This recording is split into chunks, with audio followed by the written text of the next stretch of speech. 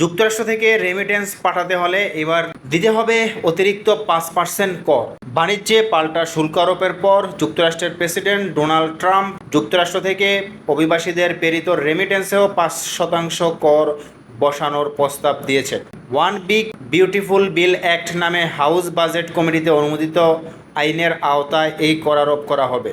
এই আইনে মার্কিন নাগরিক ছাড়া গ্রিন কার্ড প্রাপ্ত এবং H-1B ভিসাপ্রাপ্তরাও এর আওতায় থাকবে।